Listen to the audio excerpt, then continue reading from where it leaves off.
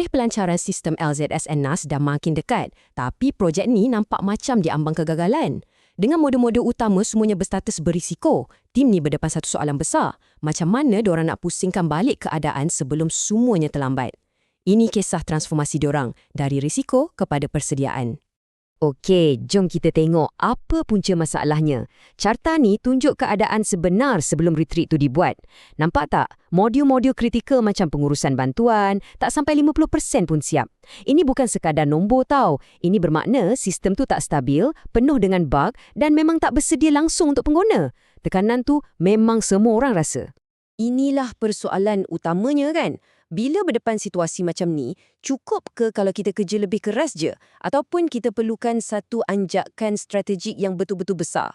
Nah, jawapannya terletak pada satu misi yang sangat istimewa. Jawapannya datang dalam bentuk satu misi, satu bengkel kerja yang intensif selama 3 hari di Janda Baik. Dan ini bukan sekadar nak tukar angin tau. Ini adalah satu langkah yang dirancang dengan teliti untuk selamatkan projek ni. Kenapa Janda Baik? Sebab tim ni perlu keluar dari persekitaran kerja harian yang penuh dengan gangguan. Di sini, dalam suasana yang tenang, barulah diorang boleh fokus 100% untuk bedah siasat masalah dan bina semula plan tindakan diorang dari bawah.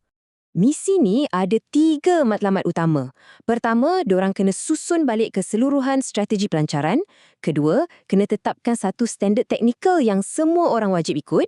Dan yang paling penting, diorang kena ubah status modul-modul ni dari sedang dibina kepada sedia untuk dilancarkan.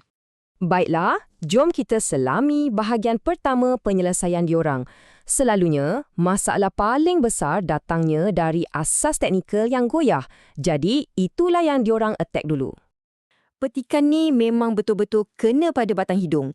Ia merumuskan punca masalah diorang. Pembangun atau developer buat sistem berdasarkan cakap-cakap mulut, bukan ikut dokumen rasmi.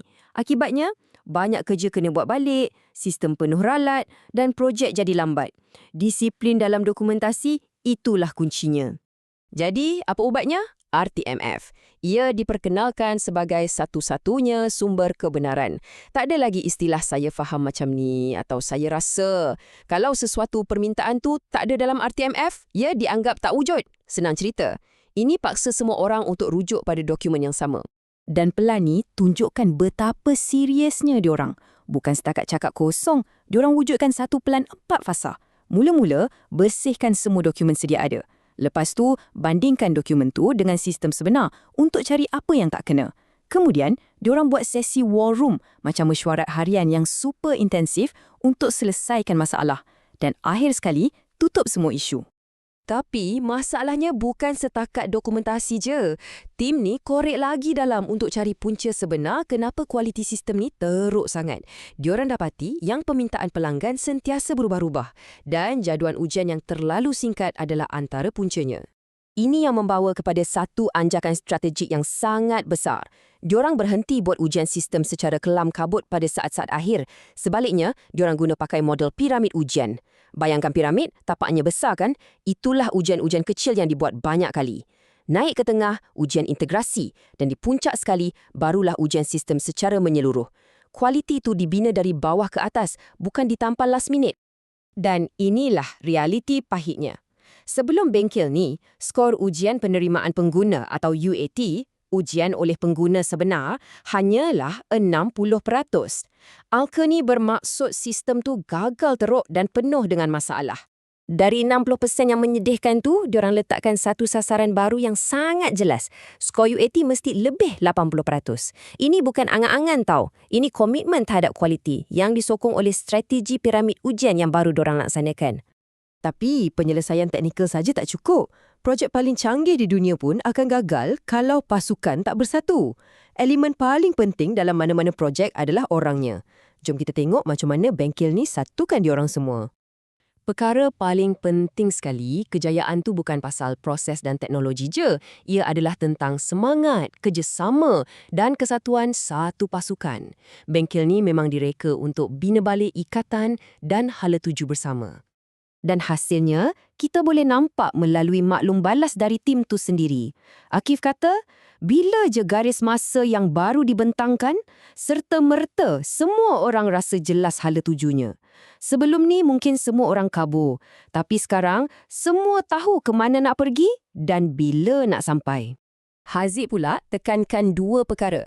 Hubungan sesama ahli pasukan jadi makin rapat dan pada masa yang sama, hala tuju projek jadi makin jelas. Inilah gabungan yang paling power kan? Komen dari Mashi ni ringkas tapi sangat padu. Good brainwash. Ia macam gambarkan macam mana bengkel ni berjaya cuci pemikiran lama yang bermasalah dan gantikannya dengan satu mindset yang baru yang lebih positif dan fokus. Asmira pula merumuskan sentimen keseluruhan tim. Walaupun pada mulanya objektif tu tak berapa jelas, sepanjang bengkel tu semua kekusutan terlerai dan gambaran besar projek tu akhirnya menjadi terang. Dengan asas teknikal yang dah kukuh dan semangat pasukan yang dah diperbaharui, sekarang jom kita lihat macam mana diorang rangka jalan ke depan dengan penuh keyakinan. Dan inilah hasil nyata dari bengkel tu. Tak perlu tengok butiran kecil, tapi tengok strukturnya. Satu plan yang sangat jelas dari bulan April sampailah go live pada bulan Julai. Setiap fasa, dari integrasi sistem sampailah latihan pengguna, semuanya dah ada tarikh yang spesifik. Inilah kejelasan yang diorang cari-cari selama ni. Dah tak ada lagi ruang untuk ketidakpastian. Petikan klasik dari Stephen Covey ni jadi macam pegangan diorang. Semua perancangan teliti, sesi teknikal dan usaha untuk bina balik semangat pasukan. Semuanya untuk satu tujuan je. Pastikan matlamat akhir iaitu kejayaan pelancaran sistem NAS ni tercapai. Dan akhirnya, inilah kesimpulannya. Bengkel di Janda Baik ni bukan sekadar satu acara biasa, tapi satu titik perubahan.